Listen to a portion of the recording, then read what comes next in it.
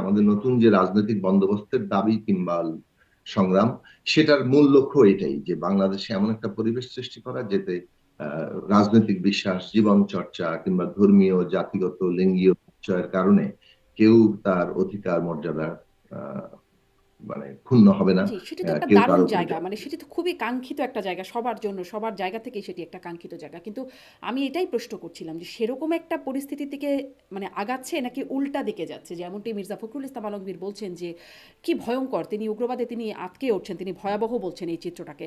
আম সেটাই আমি প্রশ্ন করছিলাম। যেমন নাটক এখন হতে গিয়ে এটা শিল্পকলায় নাটক একটা বন্ধ হয়ে যাওয়া বা ডিম ছুঁড়ে মারা মানে এই ঘটনাগুলো একের পর এক হিজবুত তাহরিরের ব্যানারে ৫ই দুটো আগস্টের জিনিস পরপর আমরা এখানে দেখেছি খুব বের হয়ে পার্থক্য যাওয়া। করা দরকার।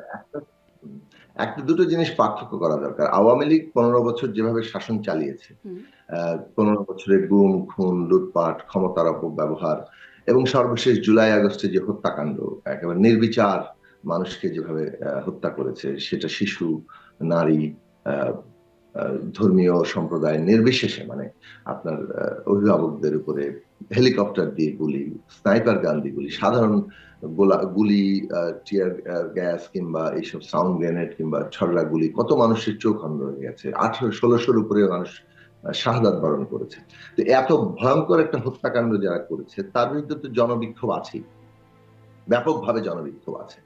এখন এই জনবিক্ষোভের প্রকাশ নানাভাবে ঘটছে, সবটাই যে খুব মানে সংগঠিত ভাবে ঘটছে তা না। কোনো কোনো পক্ষ স্বতঃস্ফূর্ত ভাবে ঘটাচ্ছেন, কেউ কেউ তাদের সংগঠিত ভাবে হয়তো ঘটাচ্ছেন। সবাই এক পক্ষ এরকমটা ভাবারও কিছু নেই।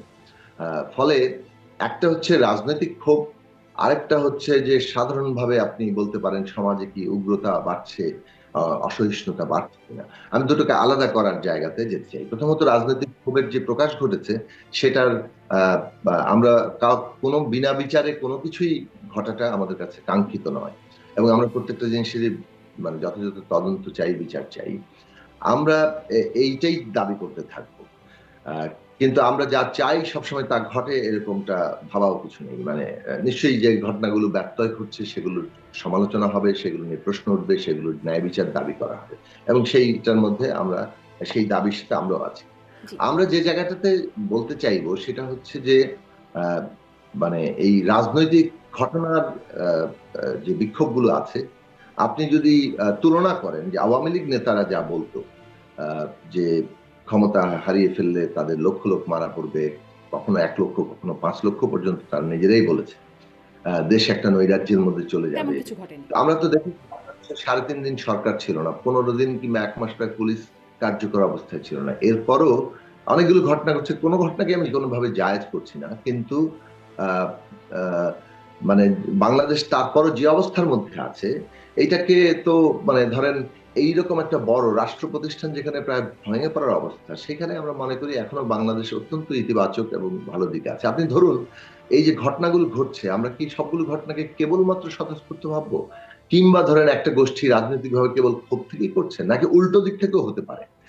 ফ্যাসিস্ট সরকার যারা পতন ঘটে গেছে, তারাও কিন্তু অনেক রকম নৈরাজ্যকর ঘটনা ঘটানোর উদ্দেশ্যে, নৈরাজ্য সৃষ্টির উদ্দেশ্যে, দেশ ভালো চলছে না এটা প্রমাণ করার জন্য অনেক ঘটনা ঘটাতে পারে। হুম, সেই রকম ঘটনাগুলো এই কারণে আমরা বলছি তদন্ত ঠিকঠাক মতো হওয়া দরকার। হুম। কারা মানে তা তো সংশ্লিষ্ট তারা সেটা ঘটাতে চাইতেই পারেন। তারা তো একটা কোনো স্কোপ খোঁজার চেষ্টা করতেই পারেন। তো নিশ্চয়ই। কিন্তু জুনায়েদ এমন সাকি আমি একটা আসলে উদাহরণ আমি দিই।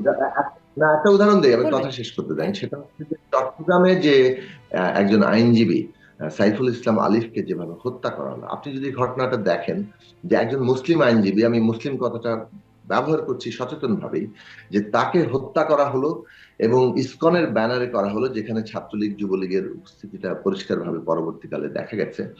তো সুতরাং এইটা করানোর একটা উদ্দেশ্য আছে, যে এই মুসলিম আইনজীবীকে ইসকনের ব্যানারে হত্যা করা হয়েছে, যাতে ক্ষোভটা মুসলমানদের মধ্যে একটা উস্কানি সৃষ্টি হয় এবং তারা হিন্দু সম্প্রদায়ের বাড়ি ঘরে হামলা করে।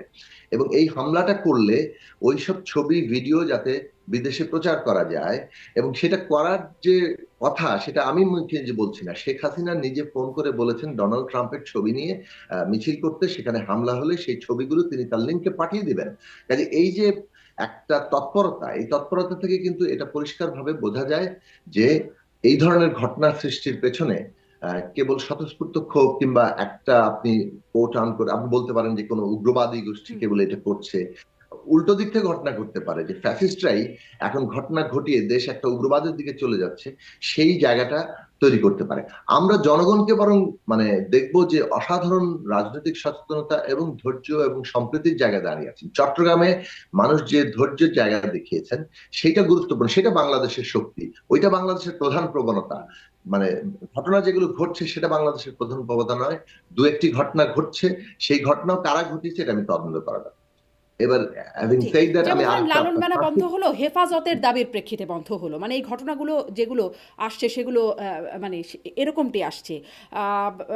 কোনটা শিল্পকলা হেফাজতের দাবি? লালন মেলা বন্ধ হয়ে গেল, যে সম্প্রতি লালন মেলা হবার কথা প্রতি বছর বছর যে হয়, সম্ভবত এটি নারায়ণগঞ্জেই আমি যদি ভুল না করি, লালন মেলা বন্ধ হলো। এবং তাতে তারপর জেলা প্রশাসন এর পক্ষ থেকে জেলা প্রশাসক জানালেন যে এটি হেফাজতের দাবির প্রেক্ষিতে বন্ধ করা হয়েছে। পরিস্থিতি এমন অবস্থায় পৌঁছেছে যে না বন্ধ করলে আসলে আরও খারাপ অবস্থা হতে পারতো, যার কারণে এটি বন্ধ করে দেওয়া হয়েছে। যারা দর্শনার্থী আসেন তারা এসেও ছিলেন, তারপরে তারা ফিরে গেছে যেহেতু মেলা বন্ধ হয়ে গেছে। এরকম কিছু কিছু ঘটনা তো ঘটছেই।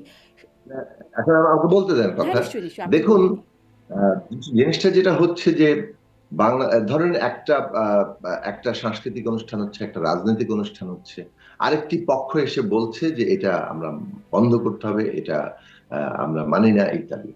সেই ক্ষেত্রে এটা আমরা আমাদের আমাদের অবস্থান স্পষ্ট যে আমরা জবরদস্তিহীন বাংলাদেশ চাই, এবং গণতান্ত্রিক বাংলাদেশের সেটাই বৈশিষ্ট্য, এবং আমাদের গণ অভ্যুত্থানের রায়, ছাত্র শ্রমিক জনতার অভ্যুত্থানের রায়ও সেটা। এখন কেউ যদি জবরদস্তি করতে যায় এবং কারো অধিকার ক্ষুণ্ণ করে, রাষ্ট্রের কর্তব্য হচ্ছে সেই অধিকার সমুন্নত রাখা। আমরা আগেও দেখেছি যে আওয়ামী লীগ যখন 15 বছর ক্ষমতায় ছিল, তারা তো বহু মানে রাজনৈতিক কর্মসূচি তাদের পছন্দের বাইরে সবকিছু তারা বন্ধ করে দিয়েছে। তো বন্ধ করার ব্যাপারটা তো জবরদস্তি শাসনটা আছে, আগে ছিল, এবং এখনো কোথাও কোথাও যদি তার লক্ষণ থাকে, রাষ্ট্র এবং সামাজিক শক্তি এবং রাজনৈতিক সমস্ত শক্তির মধ্যে আমরা ওই সাংস্কৃতিক জায়গা আনতে চাই যে আপনি কারোর সাথে বিরোধ করতে পারেন, আপনার আপনার পছন্দ না হতে পারে, কিন্তু সেইটা যদি প্রত্যেকেরই গণতান্ত্রিক ভাবে নিজের নিজের পছন্দ অনুযায়ী কর্মসূচি পালন করার অধিকার আছে। সেটা যদি অন্যের অধিকার খর্ব না করে, সেটা যদি অন্যের প্রতি কোন রকম আক্রমণাত্মক কিংবা জবরদস্তির জায়গা তৈরি না জি। করে।